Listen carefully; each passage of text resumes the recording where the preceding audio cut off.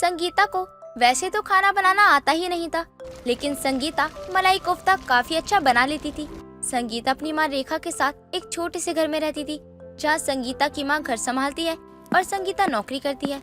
एक दिन संगीता ऑफिस के लिए तैयार हो रही होती है कि तभी वो अपनी माँ से कहती है, माँ आज खाने में क्या बनाया है आपने? आज ना कुछ अच्छा सा बना लेना, ठीक है? हाँ हाँ मेरी माँ, मुझे अच्छे से याद है, कल तूने बताया था मुझे कि आज तेरे दोस्त ने कहा है कि सब लोग अच्छा खाना लाएंगे, इसीलिए मैंने तेरे लिए खास मलाई कोफ्ते बनाए हैं। देख खा लियो अब तू, मैंने बहुत ही मेहनत करके बनाए हैं मलाई कोफ्ते, कहीं बाद में नाटक करने लग जाए कि अच्छे नहीं बने।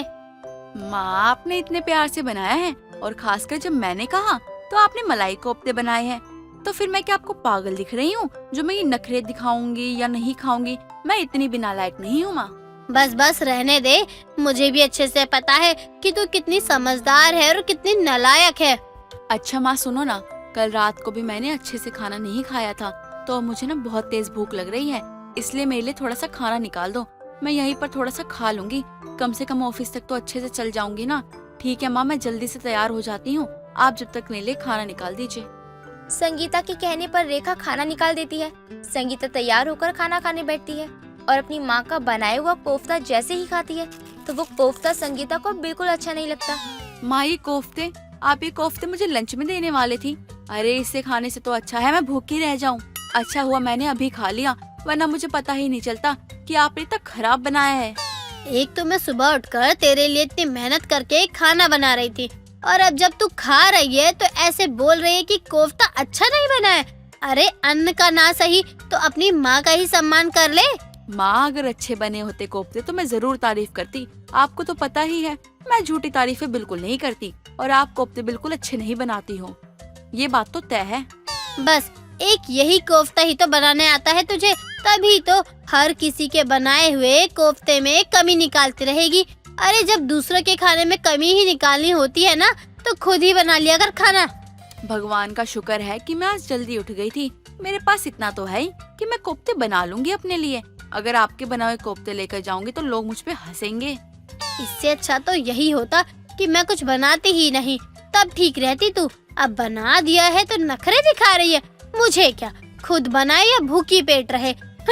संगीता अपने लिए अब खुद ही कोफ्ते बनाती है और लेकर भी जाती है, जिसके बाद हर कोई संगीता के बनाए हुए कोफ्ते की काफी ज्यादा तारीफ करता है। शाम के समय संगीता का बॉयफ्रेंड संजय उसे घर छोड़ने जाता है और संगीता से कहता है, संगीता मुझे पता नहीं था कि तुम इतने अच्छे कोफ्ते बनाना भी जानती हो। अरे इतने चटपटे बढ़िया कोफ्ते थे ना, खाकर तो मजा आ गया। मेरा तो मन भरा ही नहीं था और खत्म भी हो गया। तुम बहुत कम लाई थी। मुझे नहीं पता था कि सबको कोफ्ते इतने अच्छे लगेंगे कि मेरे लिए ही खाना कम पड़ जाएगा। तुमने देखा था ना संजय, मुझे खुद ही खाना नहीं मिला, मैंने बाहर से खाना मंगवाया था। हाँ लेकिन कुछ भी कहो, तुम्हारे बनाए हुए कोफ्ते बहुत ही अच्छे थे। मुझे नहीं पता था मेरी जीएफ इतनी टैलेंटेड है। जनाब अब तो पता चल गया ना, मैं ऐसी वैसी लड़की नहीं हूँ, बहुत अच्छी शेफ हूँ शेफ। हाँ जी बिल्कुल, अब तो सबको पता चल ही गया। तो क्या अब हमारे लिए कुछ मिलेगा या नहीं? बताइए क्या चाहिए आपको? हाँ तो कल तुम मेरे लिए मलाई कोफ्ते बना के लेकर आना, और हाँ किसी को पता नहीं चलना चाहिए ऑफिस में, वरना किसी को भनक लग गई ना तो मुझ तक आते आते वो खत्म हो जाएगा। ठीक है आप बिल्कुल टेंशन मत लो, मैं खास तुम्हारे लिए कल कोफ्ते बना कर लाऊंगी। अब तो खुश हो ना, और कोई इच्छा हो तो बता देना। नहीं नहीं और तो कुछ नहीं चाहिए। और हाँ इसे कोफ्ते मत बोलो, इसे बोलो तुम चटपटे कोफ्ते, वरना इसका अपमान हो जाएगा। संजय के कहने पर संगीता उसके लिए खास कोफ्ते बनाकर ऑफिस लेकर जाती है और लंच टाइम में संजय को खिलाती है। हा क्या कोफ्ते बनाया, सच में मजा आ गया। अरे बस बस, अब कितनी तारीफ करोगे तुम? कल भी इतनी तारीफ कर रहे थे और आज भी इतनी तारीफ कर रहे हो। इतनी भी तारीफ सुनने की आदत नहीं है मुझे। संगीता और संजय दोनों साथ में बैठे थे, तभी वहाँ संगीता की ऑफिस की कलीग महक आती है। ओहो, तभी मैं सोचूं कि आज संगीता हमारे साथ लंच क्यों नहीं कर रही। मलाई कोफ्ता लाई है और अपने बॉयफ्रेंड के साथ यहाँ अकेले अकेले खा रही है। तूने मेरे बारे में एक बार भी नहीं सोचा ना? अरे महक तुम ना खामखा गुस्सा कर रही हो। अरे मैंने ही संगीता से कहा था कि किसी को मत बताना, वरना मुझे खाने को मिलेगा ही नहीं। अब जब तुम आ ही गई हो खाने के लिए तो अब खा लो ना, रुकी क्यों? तुम अगर नहीं भी बोलते ना संजय, तो भी मैं जरूर खाती। सभी लोग बड़े ही मजे से चटपटे कोफ्ते खाते हैं। हर कोई बस संगीता के बनाए हुए कोफ्ते की तारीफ ही करता है। ऐसे ही कई दिन निकल जाते हैं कुछ दिनों बाद संगीता को नौकरी से निकाल दिया जाता है। संगीता बहुत ज्यादा रोती है और रोते हुए ही घर आ रही होती है। संजय भी उसके साथ ही था। जैसे ही वो घर आती है, संगीता को रोते हुए देखकर रेखा काफी परेशान हो जाती है। संगीता, क्या हो गया तुझे? तू रो क्यों रही है? किसी ने तुझे कुछ कहा है तो बता मुझे। संजय बेटा, तुम बताओ क्या हुआ है इसे? संगीता इतना रो क्यों रही है? आंटी जी, आज वो बॉस ने संगीता को नौकरी से निकाल दिया। क्या? नौकरी से निकाल दिया? लेकिन क्यों निकाल दिया? वो लोग ऐसा कैसे कर सकते हैं मेरी बेटी के साथ? अरे मेरी बेटी ने वहाँ कितने समय तक काम किया है और उन्होंने अचानक से ही मेरी बेटी को निकाल दिया। एक बहुत बड़ा प्रोजेक्ट था जो संगीता संभाल रही थी, लेकिन संगीता ने शायद कुछ गलती कर दी, जिसके कारण कंपनी को वो प्रोजेक्ट मिला नहीं, जिसके कारण बॉस बहुत गुस्सा हो गए और इसको निकाल दिया। माँ, मैंने बहुत मेहनत की है अपने इस प्रोजेक्ट के ऊपर। मुझे नहीं पता था कि ऐसा हो जाएगा। अब मैं क्या करूँगी? इतने सालों की मेहनत मेरी खराब हो गई। मुझे तो कुछ समझ ही नहीं आ रहा है।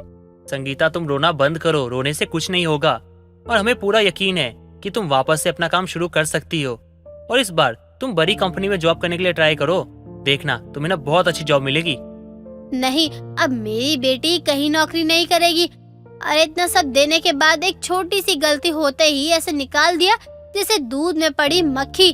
बेटा, अब तो अपना काम शुरू कर। अगर तू किसी कंपनी को ऊंचाई पर पहुंचा सकती है तो खुद को भी तो ऊंचाई पर पहुंचा सकती है ना। तुझे कहीं काम करने की कोई जरूरत नहीं है। माँ, मेरा तो पूरा आत्मविश्वास ही हिल गया है। मुझे कुछ समझ नहीं आ रहा, आखिर मेरे साथ ये क्या हो रहा है। अब मैं अपना कुछ भी नहीं कर पाऊंगी। मैं इतनी भी लायक नहीं बची माँ। तू बहुत लायक है। तुझे भले ही खुद पर विश्वास ना हो, लेकिन मुझे जरूर है। तुझे जिस चीज को करने में सबसे ज्यादा खुशी मिले, अब तू वही कर। अपनी माँ और संजय के समझाने के बाद संगीता एक चटपटे कोफ्ते का स्टॉल लगाती है और उसे ही चलाती है। धीरे धीरे तो कम लोग ही आ रहे थे, लेकिन जो कोई भी आता वो संगीता के कोफ्तों की बहुत तारीफ करता। ऐसे ही कई दिन निकल जाते हैं। कुछ दिनों बाद एक 5 स्टार होटल का मालिक अपनी बड़ी सी गाड़ी से उतरता है और संगीता से चटपटे कोफ्ते लेकर खाता है। तो उसे वो कोफ्ते काफी अच्छे लगते हैं और वो बोलता है, बहुत बढ़िया, मजा आ गया। ये कोफ्ते किसने बनाए हैं? सर, यहाँ आपको कोई दिख रहा है क्या? मैं ही दिख रही हूँ और मैं ही खड़ी हूँ यहाँ, तो मैंने ही बनाए होंगे ना। मुझे आपके चटपटे कोफ्ते बहुत अच्छे लगे। आपके हाथ में जादू है, जादू। मैंने अब तक कई तरह के कोफ्ते खाए, लेकिन जो चटपटा स्वाद इसमें है ना, वो किसी में भी नहीं है। शुक्रिया। शायद आपको पता नहीं है मैं कौन हूँ। एक्चुअली मैं 5 स्टार होटल का मालिक हूँ। आपके चटपटे कोफ्ते रखवाने हैं। मुझे अपने होटल में से वो नॉर्मल कोफ्ते हटाकर आपके चटपटे कोफ्ते रखवाने हैं। उस आदमी की बात सुनकर संगीता तो बहुत खुश होती है और फिर एक बार खुद को संभाल कर आगे बढ़ती है। रीमा की सास वंदना बहुत मोटी थी। वो एक बार कहीं बैठ जाती तो उठने का नाम ही नहीं लेती थी। मोटे होने के कारण उसका पेट भी बहुत बाहर था, जिसके कारण वो आए दिन गैस से बहुत परेशान रहती। उसकी रसोई में कुछ और मिले या ना मिले, लेकिन सोडा जरूर मिलता था। उसे पीकर उसे कुछ समय के लिए राहत मिल देती। एक दिन रात के 2 बजे वंदना अपना पेट पकड़े हॉल में घूम रही होती है। तभी उसका बेटा अमित पानी लेने के लिए कमरे के बाहर आता है। माँ, क्या हुआ आपको? आप इतनी रात को यहाँ क्या कर रही हो? कोई परेशानी है क्या आपको? हाँ बेटा, वही पुरानी गैस की बीमारी। लगता है ये बीमारी अब मेरी जान लेकर ही मानेगी। बहुत परेशान हो गई हूँ इससे मैं। एक दिन ठीक रहता है, दूसरे दिन फिर से वही हो जाता है। माँ, आप भी तो कम नहीं है। जब आपको पता है आपको गैस की समस्या है तो तेल वाली चीजों से दूर रहना चाहिए ना। बिना पराठे के तो आपसे खाना खाया नहीं जाता है। बेटा, एक तो मेरे पेट में वैसे ही दर्द हो रहा है, ऊपर से तू भी चिल्ला रहा है। रहने दे, मुझे तुझसे कोई बात नहीं करनी है। आगे से कोई भी परेशानी होगी लेकिन तुझे नहीं बताऊंगी। अच्छा ठीक है, अब गुस्सा मत कीजिए। आपकी समस्या का उपाय सोडा है, जो मैं अभी लेके आता हूँ। उससे आप काले नमक के साथ पी लेंगी ना तो काफी आराम होगा। हाँ बेटा, ला दे, जरा जल्दी ला दे। मुझसे खड़ा तक नहीं हुआ जा रहा, इसलिए रसोई तक नहीं पहुँच पाई। लाता हूँ, आप आराम से बैठो तो। माँ, फ्रिज में तो सोडे की बोतल ही नहीं है। मैं क्या लेकर आऊँ? बेटा ध्यान से देख, अभी परसों ही तो तू 10 बोतल लेकर आया था। अभी तो मैंने एक भी पी भी नहीं है। तू वहीं देख ध्यान से।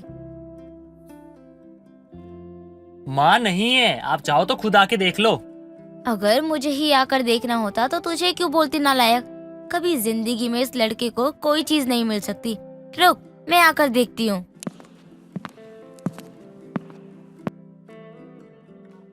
अरे यहाँ तो सच में नहीं थी, इतनी सारी सोडे की बोतल थी, सब कहाँ गायब हो गई। माँ, अभी तक क्या मैं फारसी, अरबी या कौन से लैंग्वेज में कह रहा था जो आपको समझ नहीं आ रहा था। आपके चक्कर में देखो सुबह के 4 बज गए, अब मैं जा रहा हूँ सोने। बेटा ऐसा मत कर, मैं दर्द से मर जाऊंगी। एक काम कर, अपनी पड़ोसन कमला के घर से सोडा ला दे। उसका पति बहुत दारू पीता है, उसके घर में मिल जाएगा। मुझे सोडे से ही आराम होगा। माँ, इतनी जल्दी कोई नहीं उठता है। आप गैस वाली कोई दवा खा लो ना और सो जाओ। मुझे भी सोने दो, मुझे भी नींद आ रही है। और जो सुबह होगी ना तो ला दूंगा सोडा। बेटा तू एक बार चेक तो कर ले, अगर नहीं उठी होगी तो वापस आ जाना। अपनी माँ को तकलीफ में देखकर अमित मना नहीं कर पाता और गेट खोलकर घर के बाहर जाता है तो देखता है कि उसकी पड़ोसन कमला अपने घर के आगे झाड़ू लगा रही होती है। अमित उसके पास जाता है। आंटी जी, वो इतनी रात को आने के लिए माफ़ी चाहूँगा। वो माँ की तबीयत खराब है, उनके पेट में गैस बनी है और दर्द भी है। तो क्या आपके घर में सोडा है? अगर है तो दे दीजिए, कृपा होगी आपकी। बेटा तू मुझे फोन कर देता, मैं खुद देने के लिए आ जाती। तुझे परेशान होने की क्या जरूरत थी। कोई बात नहीं आंटी जी, अब उठा हुआ था तो आ गया। अगर आपके यहाँ सोडा है तो दे दीजिए, वैसे भी मुझे भी बहुत नींद आ रही है। हाँ है बेटा, तू अभी रुक, मैं अभी लाती हूँ। कमला अपने घर के अंदर जाती है और फ्रिज से सोडे की बोतल लेकर बाहर आती है। अमित सोडा लेकर घर के अंदर आता है और अपनी माँ को पीने के लिए देता है। कुछ देर बाद वंदना को थोड़ा आराम मिलता है, जिसके बाद अमित अपने कमरे में सोने के लिए चला जाता है। तभी उसकी पत्नी रीमा उससे कहती है, आप पानी लेने के लिए अपनी घर की रसोई में गए थे या दूसरे शहर की रसोई में जो सुबह कर दी वापस आने में? अरे पूरी रात काली हो गई यार। माँ के पेट में दर्द था और घर में सोडा भी नहीं था। अच्छा हुआ कमला आंटी के घर में मिल गया और लाके माँ को दे दिया, वरना रात में भागना पड़ता कहीं दूर। अब ठीक है माँ जी? हाँ वो ठीक है, लेकिन मुझे एक बात समझ में नहीं आई। हमारे घर में सोडे की बोतल था, लेकिन गया तो गया कहाँ? कोई भूत भूत है क्या हमारे घर में जो उठा के लेके चला गया? वो तो कल मेरे दोस्त आए थे जब आप माँ जी को लेकर मार्केट गए थे, उन्हीं लोगों ने पी लिया सब सोडा।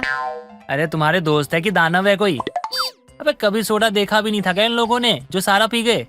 मेरे दोस्त को कुछ बोलने से पहले अपनी माँ को देख लीजिए, जो सोडे की आदी हो गई हैं। जब भी उनके पेट में दर्द होता है या गैस हो या वो कुछ भी खा ले उन्हें गैस हो जाती है। लेकिन जब तक वो सोडा नहीं पियेंगी तो उनका पेट दर्द ठीक नहीं होगा। यार मुझे ना तुमसे बहस नहीं करनी, मुझे बहुत नींद आ रही है, सोने दो मुझे। अमित दूसरी तरफ मुंह करके सो जाता है।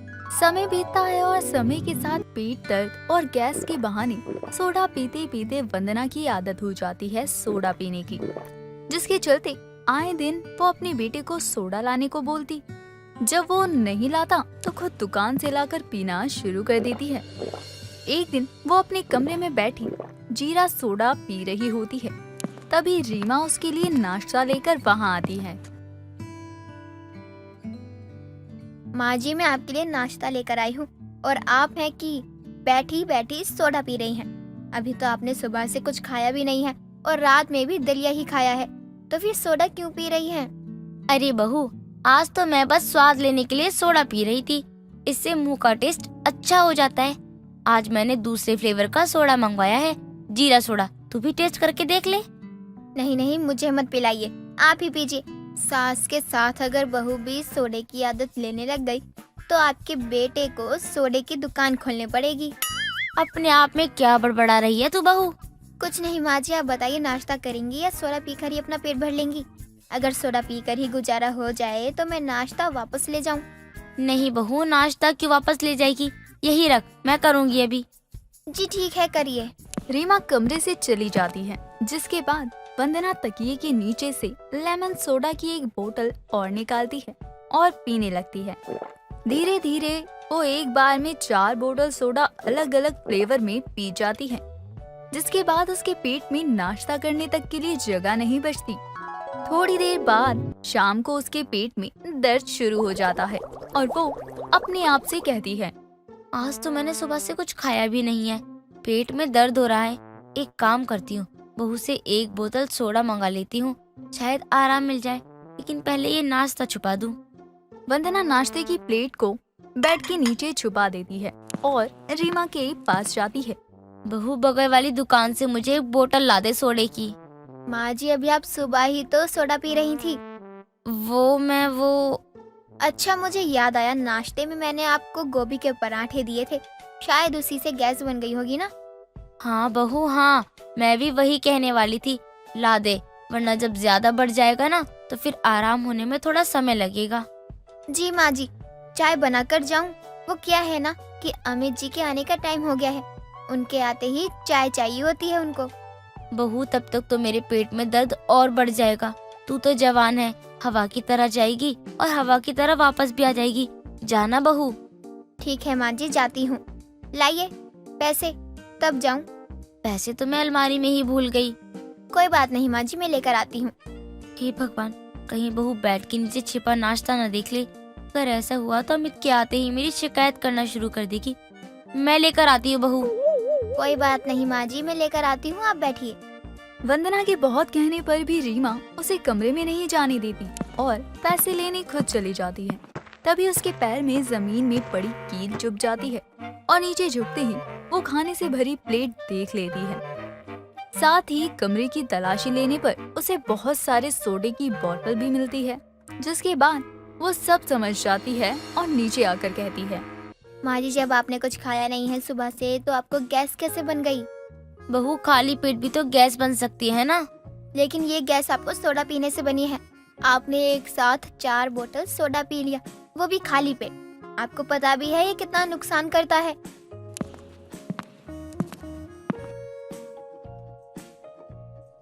माँ, रीमा सही कह रही है। जैसे गैस बनने पे पेट में दर्द होना सोडे से कम थोड़ी होता है। अरे नुकसान करता है। आप अपनी सोडा पीने की आदत छोड़ दो या फिर कम कर दो। अच्छा ठीक है, अब नहीं पीऊंगी खाली पेट सोडा, अब और भी धीरे धीरे कम कर दूंगी। वंदना अपने बेटे और बहू के सामने सोडा ना पीने को बोलकर उन्हें मना लेती है और खा पी कर अपने कमरे में जाते ही वो फिर से एक सोडे की बोतल निकालकर पीने लगती है। गैस के चलते सोडा पीते पीते उसे पूरी तरह से सोडा पीने की लत लग जाती है, जो कि उसके चाहने से भी नहीं छूटती।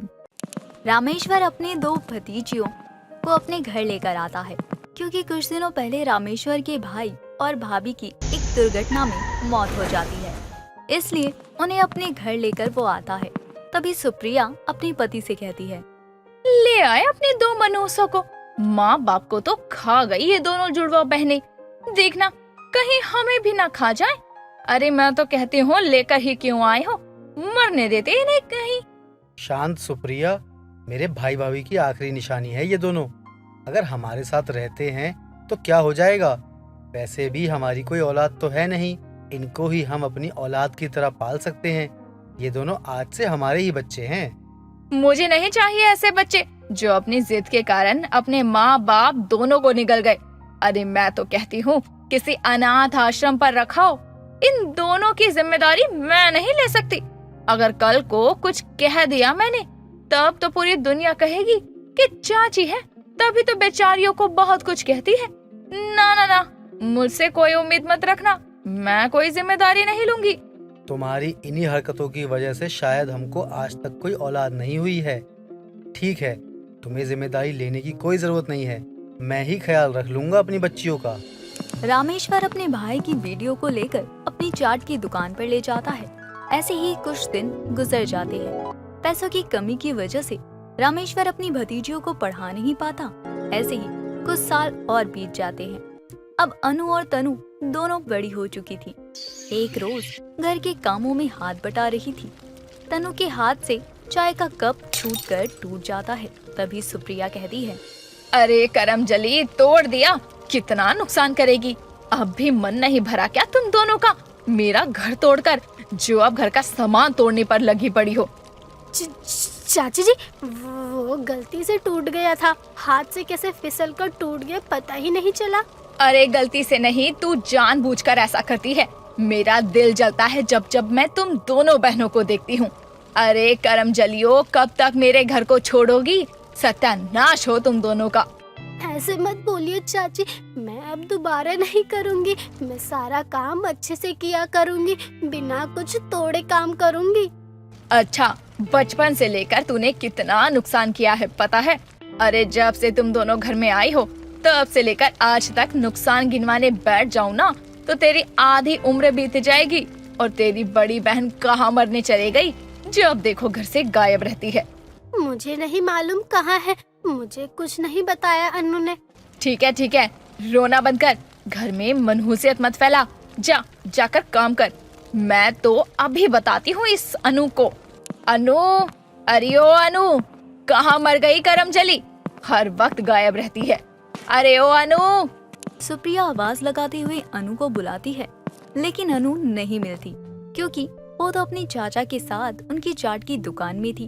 तभी अनु अपनी चाचा से पूछती है, चाचा, मैं आपको बचपन से चाट बेचते देखती आ रही हूँ। आपको कभी नहीं लगा क्या इस चाट में कुछ तो अलग, मतलब कुछ ऐसा मिलाना चाहिए जिसे खाकर सभी आपकी चाट के दीवाने हो जाएं?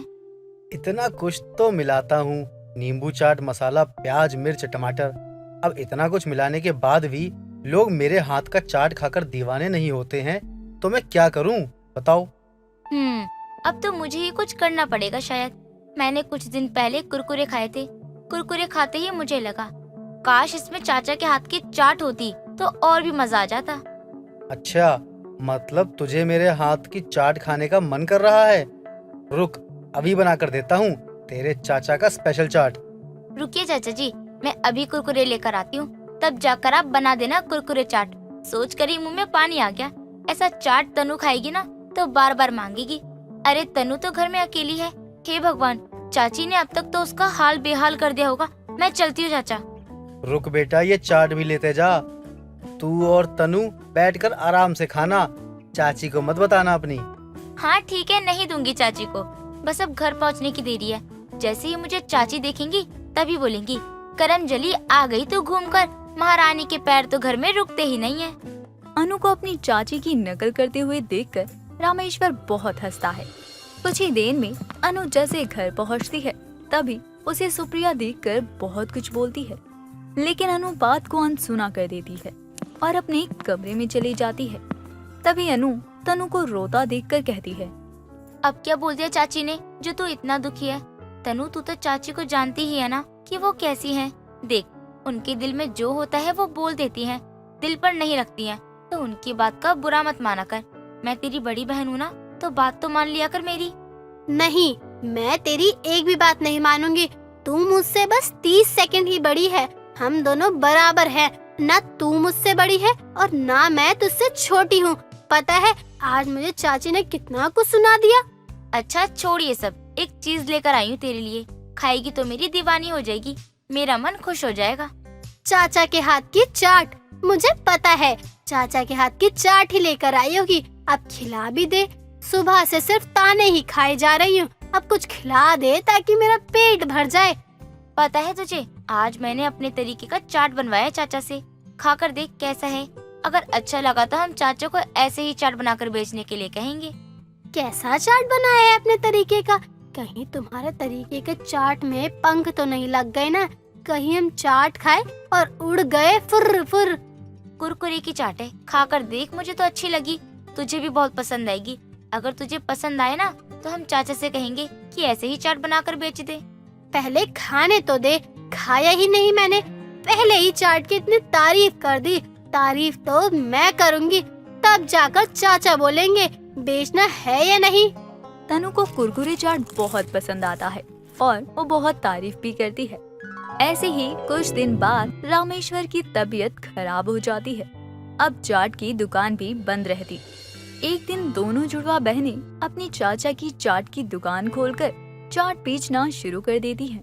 तभी अनु ने एक ग्राहक को कुरकुरे चाट खाने को दिया तो वो ग्राहक कहता है, आहा, अरे वाह क्या बात है, ये चाट तो कुछ नया है। मैंने ऐसा चाट आज तक खाया नहीं। बहुत मस्त बना ये चाट। धन्यवाद साहब, आपको पसंद आया। आप ही पहले ग्राहक हो जिन्हें हमने ये चाट पहली बार खिलाई है और संजोग में आपको ये चाट पसंद भी आ गई। आपका बहुत बहुत धन्यवाद। धन्यवाद वो किस बात का?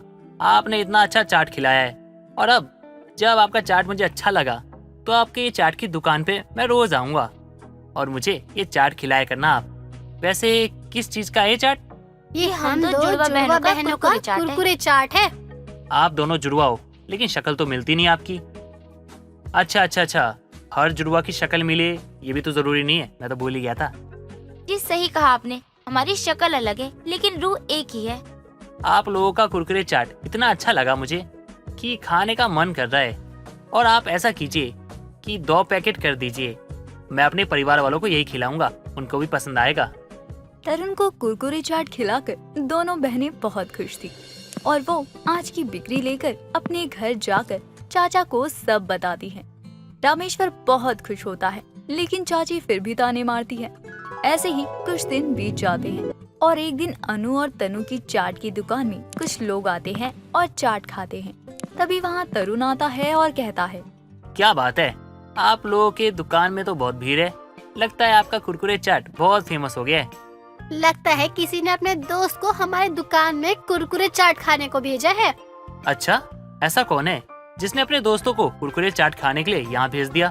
क्यों आपने नहीं भेजा? हमें तो लगा आपने भेजा अपने दोस्तों को, इसलिए हम आपको बोल रहे थे। अरे नहीं, मैंने कोई दोस्त नहीं भेजे। वैसे आपके लिए एक ऑफर लाया था मैं चाहता हूँ कि मेरी बेटी के जन्मदिन पर आप कुरकुरे चाट का स्टॉल लगाए, बस उसी का ऑर्डर देने आया था। अगर आप लोगों को लगता है तो फिर आपकी मर्जी। अरे नहीं, हमें मंजूर है, हम दोनों बहनें आ जाएंगी अपना कुरकुरे चाट लेकर। तरुण अपना ऑर्डर देकर चला जाता है। कुछ दिनों बाद दोनों जुड़वा बहनें अपनी कुरकुरे की चाट का स्टॉल लेकर तरुण की बेटी के जन्मदिन पर पहुंचती हैं। सभी को जुड़वा बहनों का कुरकुरे चाट बहुत पसंद आते हैं। उस दिन के बाद दोनों बहनों के कुरकुरे चाट फेमस हो जाते हैं। ये देखकर रामेश्वर बहुत खुश होता है लेकिन सुप्रिया आज भी ताने ही देती है। सुमन की नई नई शादी हुई होती है और वो अपने ससुराल में एडजस्ट करने की कोशिश करती है। तभी सुमन के पास उसकी सास सरिता आती है और कहती है, बहू तुझे कोई परेशानी तो नहीं ना? मतलब नया नया घर है तो दिक्कत हो रही होगी, तो मुझे बता सकती है, मैं भी तेरी माँ की तरह हूँ, तू मुझसे हर बात कह सकती है। सब ठीक है माँ जी, कोई परेशानी नहीं है। अब नए घर में सब कुछ देखने सीखने में थोड़ा तो समय लगेगा ना, लेकिन ज्यादा समय नहीं है। मैं सब कुछ जल्द से जल्दी सीखने की कोशिश करूँगी। मुझे तुझसे यही उम्मीद थी। अच्छा, अब जल्दी से तैयार हो जा, आज ही तेरी पहली रसोई की रस्म भी है। तुझे सबके लिए खाना बनाना है। जितनी अच्छी बातें कर रही है उतना ही अच्छा खाना भी बनाइयो। माँ जी, मैं खाना तो बना दूँ, लेकिन मैं बना नहीं सकती हूँ। बहू ये क्या बात हुई भला? तू बना सकती है लेकिन बनाना नहीं चाहती है। तेरा दिमाग तो ठिकाने पर है ना? तुझे तेरी माँ ने सिखाया नहीं कि शादी की पहली रसोई के नाम की भी कोई रस्म होती है? माँ जी, मुझे पता है रस्म के बारे में, लेकिन आप समझने की कोशिश करो ना, मैं खाना नहीं बना सकती हूँ। बहू तू जो ये गोल गोल बातें घुमा कर रही है ना, ये बिल्कुल भी मेरी समझ में नहीं आ रही है। तू मुझे साफ साफ बता दे कि तू क्यों खाना नहीं बना सकती, इसका कारण क्या है आखिर? माँ जी, मुझे ना महीना लगा हुआ है, पीरियड्स हो रखे हैं, और मेरे मायके में तो यही होता है, जैसे पीरियड्स होते हैं ना तब रसोई में जाते नहीं है, और इसलिए मैं यहाँ भी खाना नहीं बना पाऊंगी। अच्छा, तो ये बात है।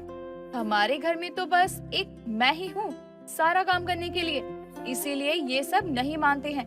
लेकिन तेरे मायके में ये सब माना जाता है तो ठीक है, तुम मत बना कुछ और तू बस अपने कमरे में आराम कर।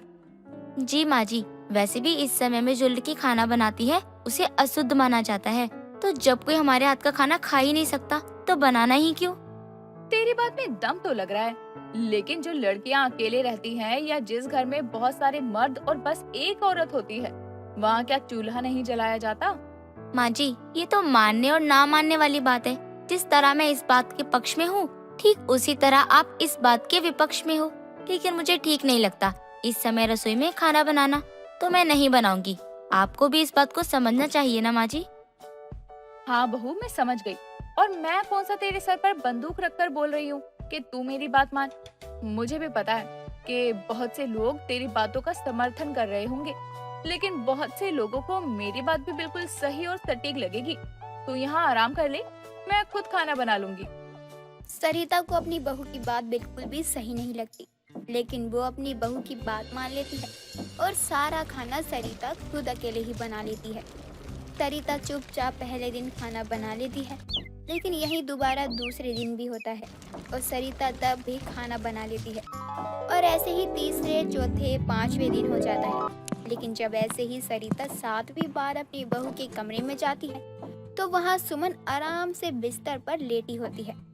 ये देखकर सरिता अपनी बहू से कहती है, बहू, अब तो तेरा महीना खत्म हो गया ना।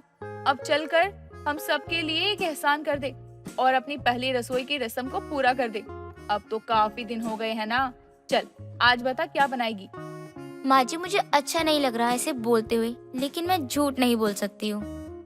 अब क्या नया हो गया है? तू अब क्या बातें घुमाने लगी?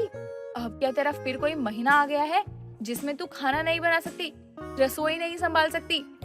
माँ जी, महीना नहीं आया, मोच आ गई कमर में और पैर से हिला तक नहीं जा रहा मुझसे। तो मैं घर के सारे काम कैसे करूँगी, रसोई को कैसे संभालूंगी मैं? मोच? कब आई बहू? ठीक है, ज्यादा तो नहीं आई ना मोच? दिखा तो सही, कहाँ है मोच? माँ जी, आपको दिखेगा नहीं, बहुत ज्यादा मोच आई है। मैं कुछ दिनों रसोई नहीं संभाल पाऊंगी और आपको ही अकेले रसोई संभालनी पड़ेगी। बहू, रसोई का क्या है, वो तो मैं ही संभाल रही थी ना। तेरे आने से पहले भी संभालती थी, अब भी संभाल लूंगी। तो क्या हो जाएगा? तू बस खुद की सेहत का ध्यान दे और अच्छे से आराम कर। जितने भी दिन लगे तू ले, लेकिन अब जल्दी से ठीक हो जा। सरिता फिर से सुमन की बात में आ जाती है और रसोई खुद ही संभालने लगती है। धीरे धीरे कई दिन निकल जाते हैं, लेकिन सुमन कभी भी रसोई नहीं संभालती और हमेशा बहाना बनाने लग जाती थी।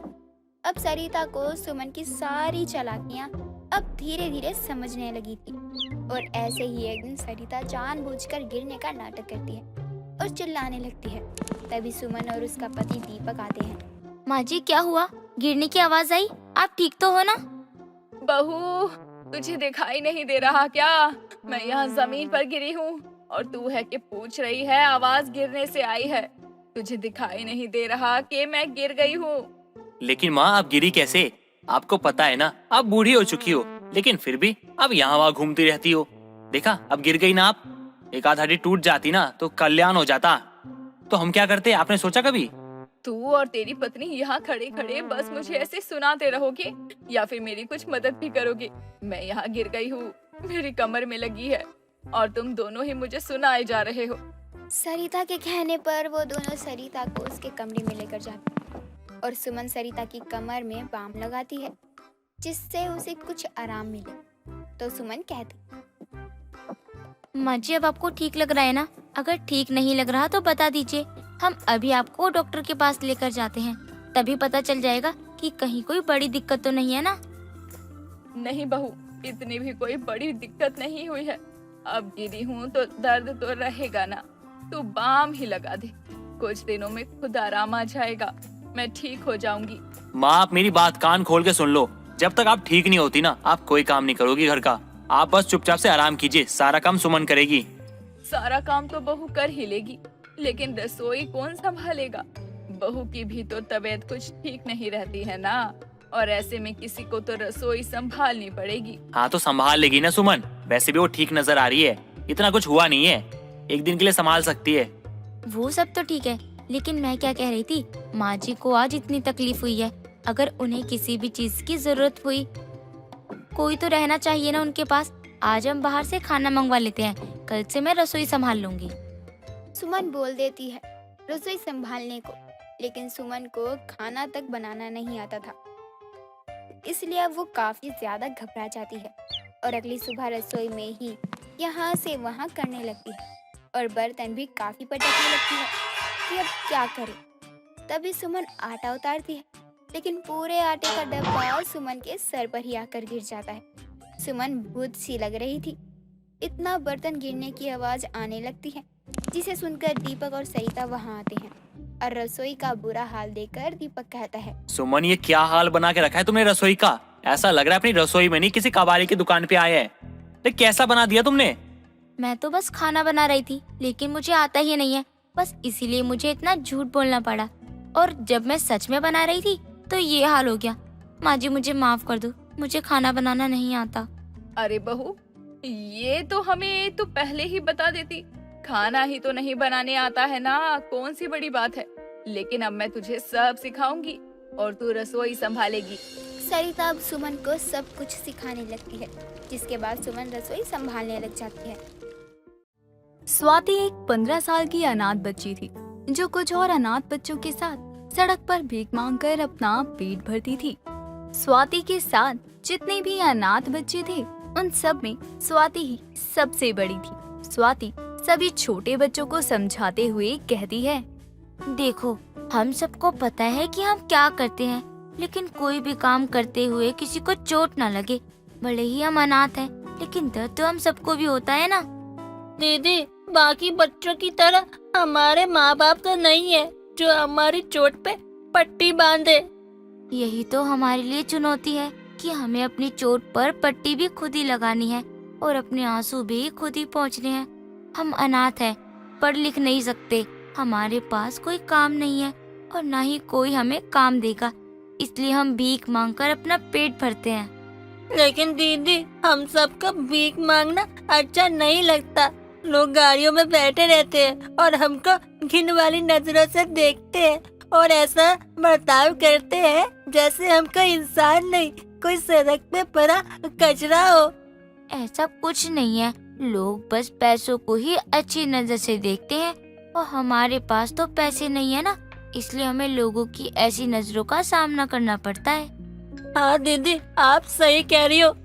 अच्छा, अब सब चलो, अगर भगवान ने चाहा ना तो हम भी कभी अपनी मेहनत से कमा कर खाएंगे, क्योंकि जो स्वाद कमाई की रोटियों में है ना, वो स्वाद किसी में नहीं है। स्वाति अपनी उम्र से कुछ ज्यादा ही समझदार थी। वो अपने साथ साथ बाकी सभी अनाथ बच्चों को संभालती थी। ऐसे ही एक बार स्वाति भीख मांग रही होती है, तभी उसके पास एक पीहू नाम की बच्ची भागते हुए आती है और स्वाति से हाफते हुए कहती है, स्वाति दीदी, स्वाति दीदी। अरे पीहू, क्या हुआ? तू ऐसे हाफ क्यों रही है? सब ठीक तो है ना? नहीं दीदी, कुछ ठीक नहीं है। मैं और ज्योति बाजू वाली रोड पर लोगों से भीख मांग रहे थे ना, तभी एक बड़ी सी गाड़ी आई, जिसे देखकर हम वहाँ भीख मांगने चले गए। लेकिन वहाँ क्या पीहू? बताओ क्या हुआ है? ज्योति उस गाड़ी वाले से भीख मांग रही थी। उन्होंने हमें पैसे तो एक भी नहीं दिए, लेकिन ज्योति को बहुत जोर से धक्का दे दिया और वो जमीन पर गिर गई। ज्योति के सर पर चोट भी आई है, खून निकल रहा है। क्या? चलो मेरे साथ। स्वाति जल्दी से भागते हुए पास वाली रोड पर जाती है जहाँ ज्योति को चोट लगी होती है। स्वाति अपने बाकी साथियों के साथ मिलकर ज्योति को एक टूटे फूटे घर में लेकर आती है जहाँ वो सब रहते थे। वहाँ लाने के बाद स्वाति ज्योति के सर पर एक फटा हुआ कपड़ा बांध देती है और भीख के पैसों से दवाई लाती है। कुछ देर बाद ज्योति ठीक महसूस करती है तो स्वाति कहती है, ज्योति, तुम ठीक तो हो ना? हाँ दीदी, अब मैं ठीक हूँ। पता नहीं कैसे लोग हैं दुनिया में। अरे किसी की मदद नहीं करनी तो मत करे, लेकिन किसी को ऐसे नुकसान भी तो ना पहुँचाए। क्या स्वाति दीदी, ये तो हमारी किस्मत है ना। हम अनाथ हैं और सड़क पर यहाँ वहाँ भटकते रहते हैं। जिसके सर पर किसी का हाथ होता है ना, वो कभी ऐसी सड़क पर नहीं भटकता है। ये तो सब जानते हैं। पीहू सही कह रही है दीदी, और वैसे भी ये चोट कोई पहली बार तो लगी नहीं है ना, रोज का ही तो है। आज मुझे लगी है तो कल किसी और को लगेगी। अब तो हमारे शरीर को भी आदत हो गई है चोट खाने की। लेकिन ये अब और नहीं। जो अनाथ होते हैं उनका बस यही भविष्य नहीं होता कि वो सड़क पर भीख मांगे और भीख मांगते मांगते ही मर जाए। अगर हम अपने बारे में नहीं सोचेंगे तो कोई दूसरा क्या ही सोचेगा। दीदी, आप कहना क्या चाहती हो? हमें आपकी बात कुछ समझ नहीं आ रही। मैं बस यही कहना चाहती हूँ कि यहाँ जितने भी बच्चे अनाथ हैं ना, हम सब मिलकर अपना कुछ ऐसा कर सकते हैं जिससे हमें कहीं भीख मांगने की जरूरत भी ना पड़े और हम किसी की मदद में काम भी आए।